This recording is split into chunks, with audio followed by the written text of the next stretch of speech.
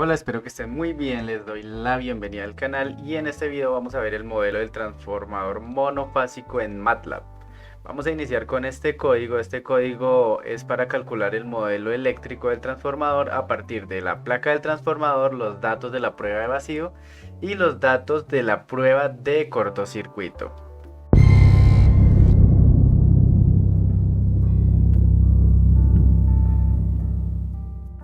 Vamos a iniciar como siempre, a mí me gusta iniciar con el comando close all, clear all y clc para borrar, cerrar y limpiar toda la pantalla y las variables que estén guardadas, cerrar programas antes de iniciar. Voy a darle formato corto de ingeniería a los números para los resultados y vamos a empezar. Placa del transformador. Vamos a solicitar potencia nominal del transformador, tensión del devanado primario, tensión del devanado secundario y la frecuencia de operación. Acá podemos modificar estos valores dependiendo del ejercicio que nosotros deseemos corroborar en el programa. Vamos a ingresar los datos de la prueba de vacío. Tenemos tensión de vacío, corriente de vacío y potencia disipada en la prueba de vacío. También estos tres valores son modificables por el usuario. Datos de la prueba de cortocircuito, tenemos la tensión de cortocircuito, la corriente medida en la prueba de cortocircuito y la potencia disipada en la prueba de cortocircuito. Tres valores modificables por el usuario. Vamos a proceder a calcular las corrientes nominales de los devanados utilizando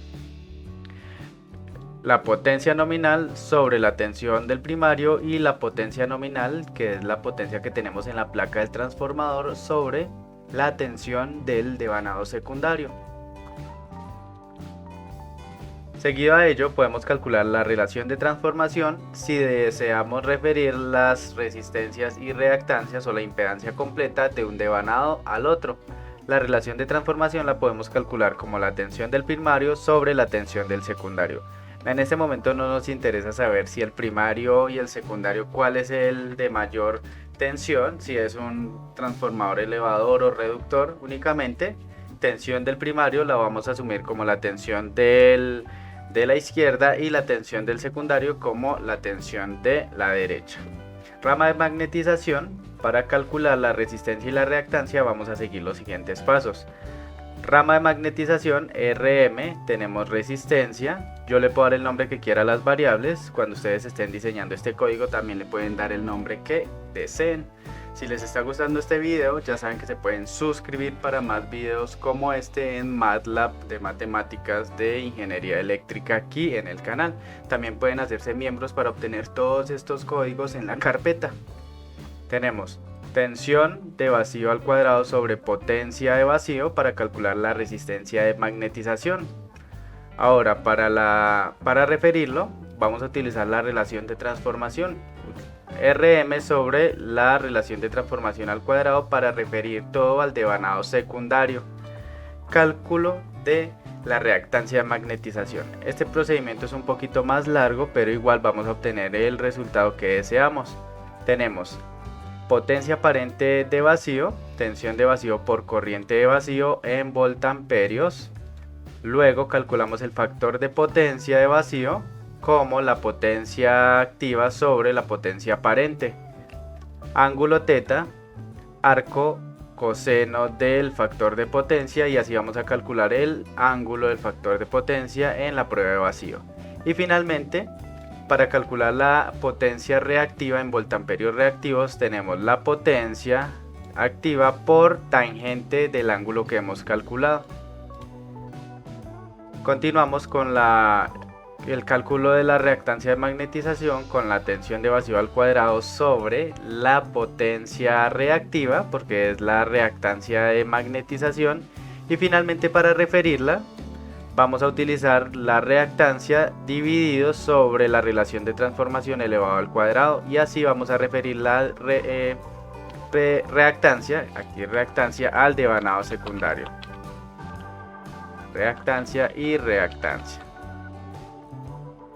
Finalmente yo puedo expresar esta resistencia y reactancia como una impedancia utilizando el comando complex. Entre paréntesis colocamos la primera coordenada la resistencia y la segunda coordenada la reactancia, y lo vamos a obtener en pantalla como lo tenemos aquí a la derecha.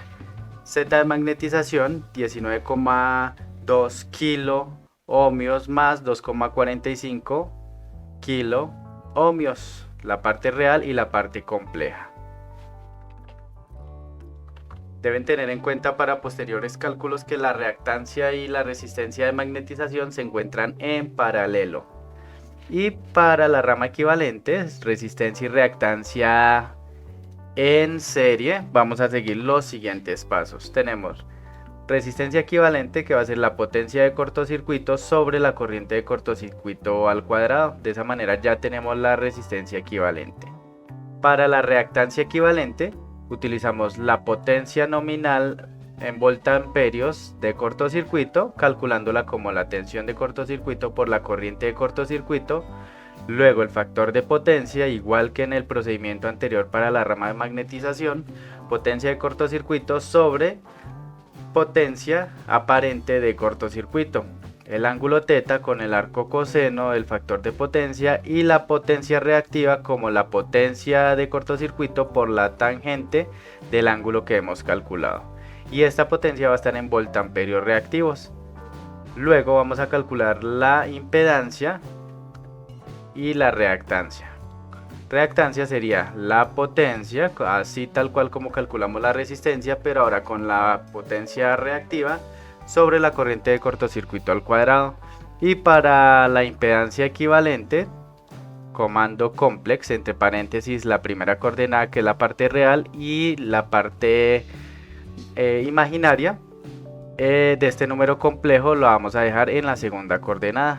Y tenemos aquí impedancia equivalente y el valor lo tenemos en formato ingeniería, como lo definimos al principio, short eng. 888,74 mili, porque está elevado a la menos 3. Miren, acá arriba es kilo, acá es mili, y lo mismo aquí tenemos a la 0, es decir que solo es 2,7867. Y finalmente, para imprimir los resultados voy a utilizar el comando fprintf. Entre paréntesis y comillas sencillas escribo el texto que deseo y tenemos acá dos expresiones importantes, \n y porcentaje punto.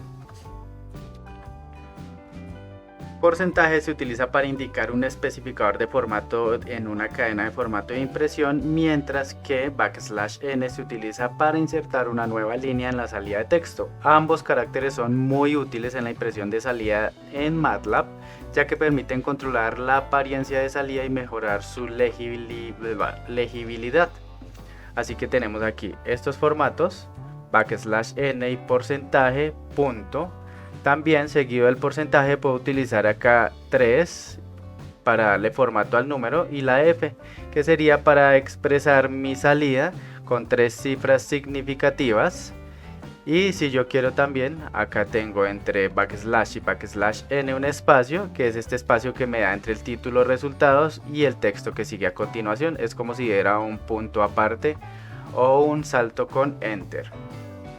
Imprimimos resistencia de magnetización, reactancia de magnetización, resistencia equivalente, impedancia, reactancia equivalente, y finalmente acá tenemos la impresión de la reactancia. Para imprimir un número complejo utilizamos porcentaje F más porcentaje FI.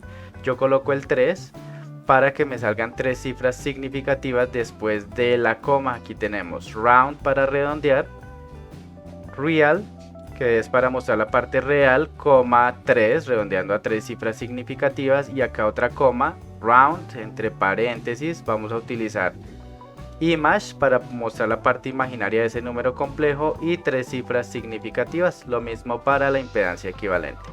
De esa manera estamos mostrando un número complejo en pantalla, acá un número real, acá la magnitud del número imaginario, y acá el número complejo completo. Y eso ha sido todo en este video. Hemos visto el modelo de transformador monofásico en MATLAB. Vamos a ver también el modelo de transformador trifásico y tal vez el modelo del transformador calculado por unidad. Gracias por ver y nos vemos en el siguiente video de esta serie de videos de MATLAB aquí en el canal.